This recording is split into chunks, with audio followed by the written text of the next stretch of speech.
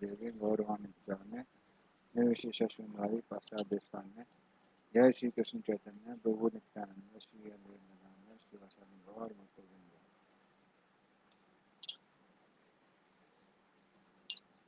हरे हरे कृष्णा कृष्णा कृष्णा कृष्णा हरे हरे हरे राम राम राम हरे हरे हरे कृष्णा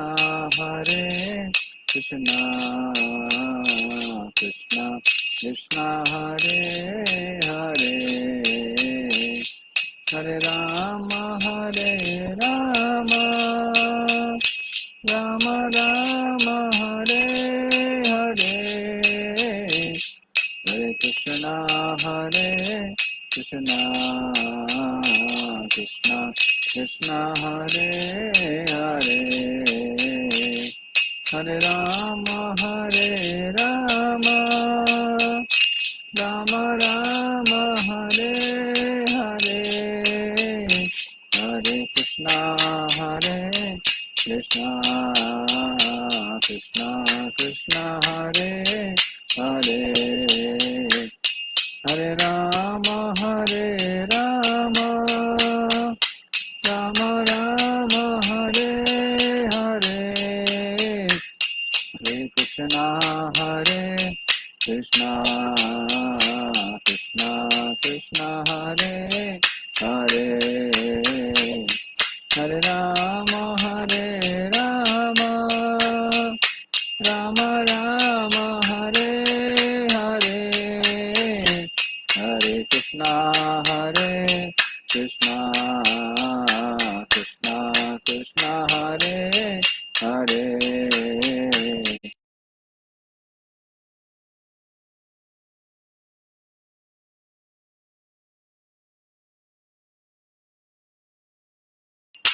हरे कृष्णा कृष्णा कृष्णा हरे हरे हरे राम राम राम हरे हरे हरे कृष्णा कृष्णा कृष्णा हरे हरे हरे राम राम राम हरे हरे हरे कृष्णा कृष्णा कृष्णा हरे हरे हरे राम राम राम हरे हरे हरे कृष्णा कृष्णा कृष्णा हरे हरे हरे राम राम हरे हरे हरे कृष्णा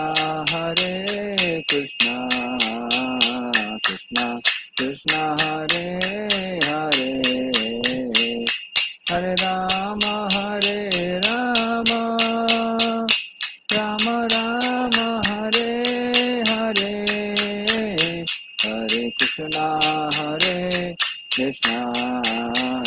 कृष्णा कृष्णा हरे हरे हरे राम राम हरे हरे जय राधा गोविंद राधा गोविंद राधे जय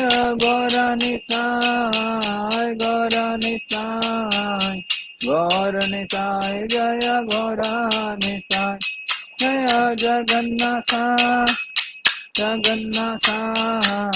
बलदेवा जय सुभद्रा जय जय प्रभुपाद जय शिल प्रभुपाद नित्य गौर हरि बोल नित्य गौर हरि बोल। हरे नाम संकीर्तन की शिल गोपाल की हरे कृष्ण। तो लास्ट टाइम हम लोगों ने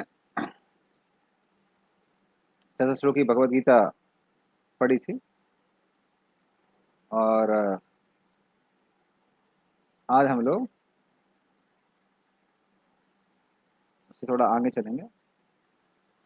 तो आज हम लोग देखते हैं कि अर्जुन, उसका क्या रिस्पॉन्स होता है भगवत गीता सुनने के बाद। तो उसका जो रिस्पॉन्स है वो आज की क्लास में अभी हम लोग डिस्कस करेंगे।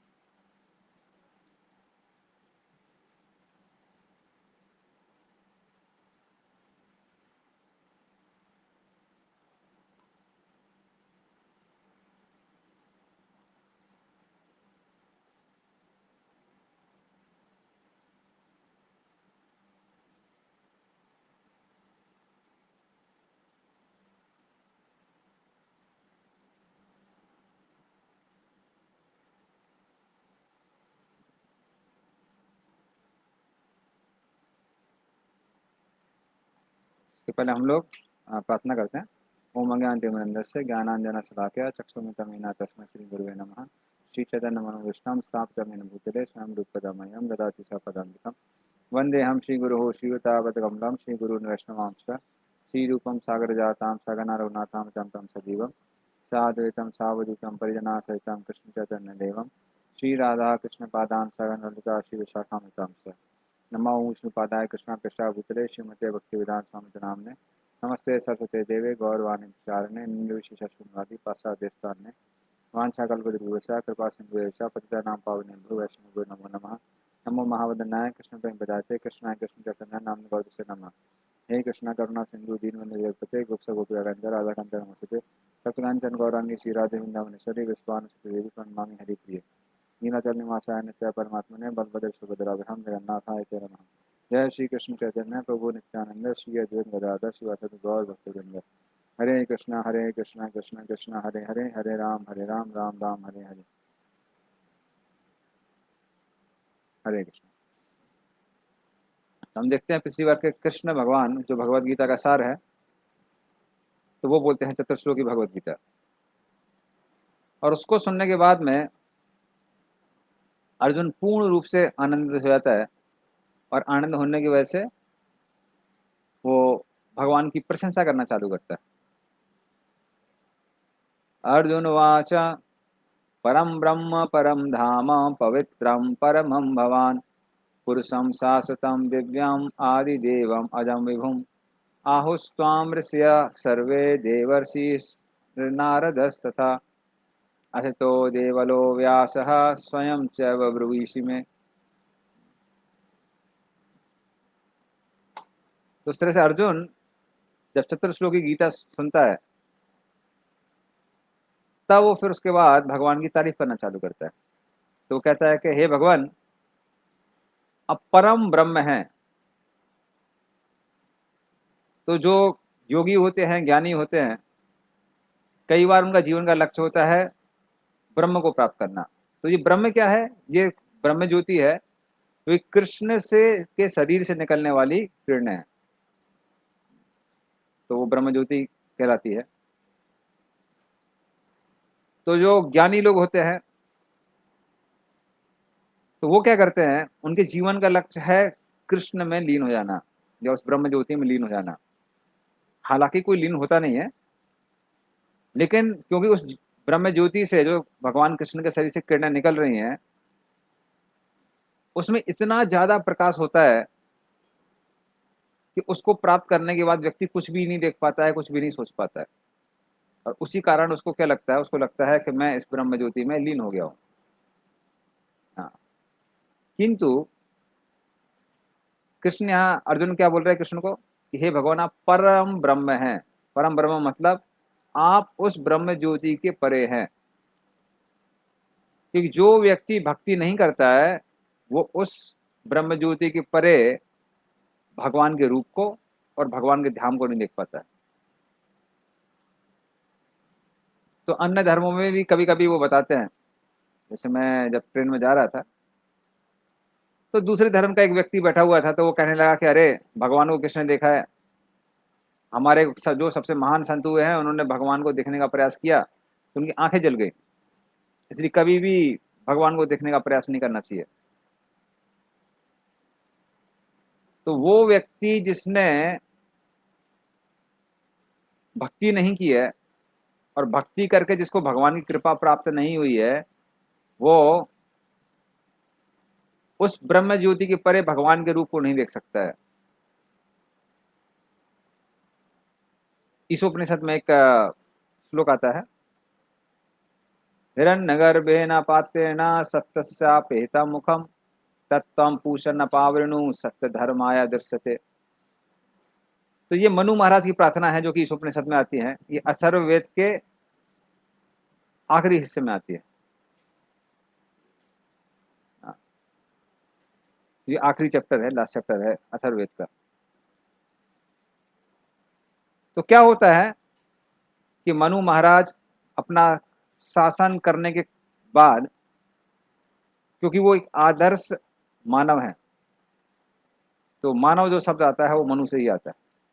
तो आदर्श मानव होने के कारण गृहस्थ जीवन व्यतीत करने के बाद वो वानप्रस्थ धारण करते हैं और वन में तपस्या के लिए निकल जाते हैं। और इस तरह से जब वो तपस्या कर रहे थे तो वहां पर बहुत सारे राक्षस आते हैं जिनको शिव जी से वरदान प्राप्त था कि उनको कोई मार नहीं सकता है, कोई युद्ध में हरा नहीं सकता है। और वो सबके सब राक्षस मनु को देखकर उनको खाने का प्रयास करते हैं। और उस समय मनु, वैसे मनु बहुत शक्तिशाली है, किंतु वन में होने के कारण वो कुछ अस्त्र शस्त्र उन्होंने रखे नहीं थे अपने पास। तो जब उनको लगता है कि उनका जीवन संकट में है तो वो भगवान को याद करने लगते हैं। तो उनके ही जो पौत्र हैं, मतलब नाती, उनको उन्होंने अडॉप्ट कर लिया था। तो मनु महाराज की एक पुत्री थी जिनका नाम था आकुति। तो आकुति का विवाह उन्होंने किया था ऋषि रुचि से। और रुचि और आकुति इनके पुत्र थे यज्ञ। किंतु यज्ञ को उन्होंने अपने बेटे की तरह ही माना क्योंकि उनको मालूम था कि यज्ञ भगवान है। तो इस तरह से वो यज्ञ को अपने बेटे की तरह उनका लालन पालन किया। और जब वो उनका जीवन संकट में था तो यज्ञ को याद करते हैं। और जैसे ही वो याद करते हैं यज्ञ तुरंत वहां पर प्रकट हो जाते हैं और सारे राक्षसों को वहां मार देते हैं। हालांकि उनको शिवजी से वरदान प्राप्त था कि उनको कोई मार नहीं सकता है, किंतु भगवान विष्णु किसी भी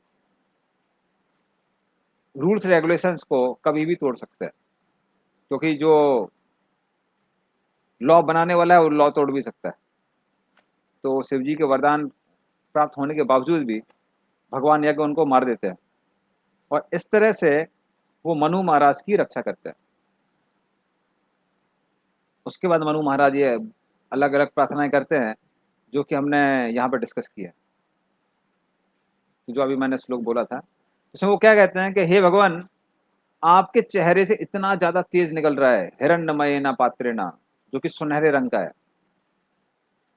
सत्यस्यापेता मुखम, उसके कारण आपका जो ये सत्य मुख है, तो जो मुखम, मुखम का मतलब मुंह है, तो आपका जो चेहरा है वो हमको दिखाई नहीं दे रहा है। तो आप क्या करिए, तत्तम पूषण न पावरणु, तो कृपया करके इस तेज के पर्दे को हटा लीजिए जिससे सत्य धर्माया दृष्टि, जिससे मैं आपके चेहरे को देख सकूं। और सत्य शब्द का प्रयोग वो क्यों करते हैं, क्योंकि भगवान का एक नाम सत्य भी है। तो जब कृष्ण भगवान मथुरा के कारागार में आए तब वहां पर देवताओं ने उनकी अलग अलग प्रार्थना की और उसमें से एक वो नाम उनको देते हैं सत्य। तो इस तरह से वो प्रार्थना करते हैं। और फिर जो मनु महाराज हैं उनको भगवान क्या करते हैं, अपना रूप का दर्शन कराते हैं। तो जिस व्यक्ति ने के पास भगवान की भक्ति नहीं है वो मात्र भगवान की शरीर से निकलने वाले किरणों को ही देख सकता है, उसके परे नहीं जा सकता है। तो जो भौतिकवादी मनुष्य हैं वो भगवान के शरीर से निकलने वाली किरणों को भी नहीं देख पाते हैं। जो आध्यात्मिक लोग हैं वो भगवान के शरीर से निकलने वाली किरणों को तो देख सकते हैं, भगवान के रूप को नहीं देख सकते हैं। किंतु उन आध्यात्मवादियों में जो भगवान के भक्त होते हैं उनको भगवान कृपा करके अपना अपने रूप का दर्शन कराते हैं। तो इस तरह से अर्जुन यहाँ पे भगवान को प्रार्थना कर रहा है और क्या बोल रहा है, परम ब्रह्म, और फिर वो बोलता है परम धाम। तो संस्कृत में धाम के बहुत सारे अर्थ हैं। तो धाम का एक अर्थ है भगवान जहां वास करते हैं उसको धाम कहते हैं। तो वो जो धाम है गोलोक वृंदावन, वो भी सबसे ज्यादा ऊंचा धाम है और उसको भी परम कहा गया है। उस धाम का वर्णन ब्रह्म संहिता में आता है। श्रेया कांता कांता परम पुरुषा कल्पतरवो निर्मा भूमि चिंता मणिगणमयी सोयम अमृतम कथा गानम नाट्यम गमन अपि वंशी प्रिय सखी। तो उसके बारे में बताते हैं कि श्रेया कांता कांता, उस गोलोक वृंदावन में जो स्त्रियां हैं वो लक्ष्मी की तरह सुंदर दिखाई देती हैं। तो श्रेया कांता कांता। फिर वहां पर क्या है, परम पुरुषा, और वहां पे वो क्या करती हैं, परम पुरुष जो भगवान कृष्ण है उनकी पूजा करती रहती है। और उधर में कल्पतरो, वहां पे कल्प वृक्ष हैं। कल्प वृक्ष कौन से वृक्ष होते हैं? कल्प वृक्ष वो वृक्ष हैं जो व्यक्ति की किसी भी इच्छा को पूर्ण कर सकते हैं। जैसे इस संसार में जो वृक्ष होते हैं, तो अगर आम का पेड़ है तो आम का फल ही देता है, और किंतु और 12 महीने नहीं देता है। कब देता है? मात्र गर्मी के मौसम में देता है, अलग समय में नहीं देगा। तो इस संसार में जो वृक्ष होते हैं वो एक ही फल दे सकते हैं, और वो भी समय पर ही दे सकते हैं, मौसम में ही दे सकते हैं। किंतु गोलोक वृंदावन जो कि भगवान का जगत है और इस धरातल के परे है, वहां पर ऐसे पेड़ हैं जिनसे आप जो मांगे वो मिल जाएगा। अगर आम का पेड़ है तो अमरूद भी मिल सकता है, अनार भी मिल सकता है, सब कुछ मिल सकता है। तो जो भी आपकी इच्छा है उसको पूर्ति करने की क्षमता वो रखते हैं, और कभी भी इंस्टेंटेनियसली। तो कल्पतरु द्रुमा भूमि चिंतामणि, और वहां का जो धरती है उसको भी चिंतामणि कहते हैं। चिंतामणि क्यों कहते हैं? क्योंकि आपका जो भी चिंतन है, जो भी आपकी का मन है, उसको वो पूरा कर देता है, सारी इच्छाओं को पूरा कर देता है। तो चिंतामणि है वो। और वो जो चिंतामणि है, चिंतामणि सबसे ज्यादा मूल्यवान पत्थर है पूरे सृष्टि में। तो जो पारसमणि है, पारसमणि को इस संसार का सबसे ज्यादा मूल्यवान पत्थर कहा जाता है। क्योंकि पारसमणि को अगर मान लीजिए आप सोने से टच करते हैं, तो लोहे से टच करते हैं तो लोहा सोने में बदल जाता है। किंतु चिंतामणि, उसको आप किसी भी चीज से टच करते हैं तो वो चिंतामणि ही बन जाता है, क्योंकि चिंतामणि सोने और पारसमणि से ज्यादा भी, उससे ज्यादा मूल्यवान है। और जो गोलोक वृंदावन है पूर्ण रूप से चिंतामणि का बना हुआ है। क्योंकि चिंतामणि आपको वो दे सकता है जो आपको चाहिए, कुछ भी चाहिए तो वो दे देता है। और भगवान का नाम भी जो है वो भी चिंतामणि कहलाता है। नाम चिंतामणि कृष्ण चैतन्य रस विग्रह पूर्ण शुद्धो नित्य मुक्तो अभिनित्वाम नाम नामिनो। भगवान का नाम और भगवान अभिन्न है, और वो किसी भी चिंता को दूर करने वाले हैं। हाँ, तो भगवान का नाम इतना ज्यादा शक्तिशाली है। तो भगवान के नाम को भी चिंतामणि कहते हैं। हाँ, इसके बारे में एक कथा आती है कि कृष्ण भगवान के प्रकट होने के बाद जैसे समय व्यतीत होता रहा, धीरे धीरे करके वृंदावन में भगवान ने कौन सी कहानी लीला की थी वो सब के सब भूलने लगे। तो 4500 साल बाद जब चैतन्य महाप्रभु इस धरातल पर आते हैं, तो वृंदावन में यात्रा करने के लिए निकलते हैं। उसके बाद वो एक जगह जाते हैं जहाँ पे उनको कुछ गड्ढे में पानी जैसा दिखाई दे रहा था, और वहां पे वो स्नान करने लगते हैं। तो सारे के सारे जो आस पड़ोस के लोग थे वो सबके सब आश्चर्यचकित हो जाते हैं कि भाई आप यहाँ स्नान क्यों कर रहे हैं। फिर चैतन्य महाप्रभु ने बताया कि ये जो गड्ढा आप सोच रहे हैं जहाँ पे आप लोग सिर्फ अपने कपड़े धोते हैं, बर्तन धोते हैं, ये साधारण चीज नहीं है। ये क्या है? ये राधा कुंड है। तो उस तरह से चैतन्य महाप्रभु ने स्वयं राधा कुंड और श्याम कुंड की खोज की। फिर लोगों को पता चला, उन्होंने और भी प्रयास किया। और उसके बाद में जब चैतन्य महाप्रभु वहां से लौट गए, तब उन्होंने अपने 6 शिष्यों को, जिनको 6 गोस्वामी कहा जाता है, उनके मंदिर वृंदावन के सबसे प्रोमिनेंट मंदिर है। राधा गोविंद देव, राधा गोपीनाथ, राधा मदन मोहन, राधा रमन। हाँ, तो ये सारे के सारे जो मंदिर हैं 6 गोस्वामियों के ही बनाए हुए हैं।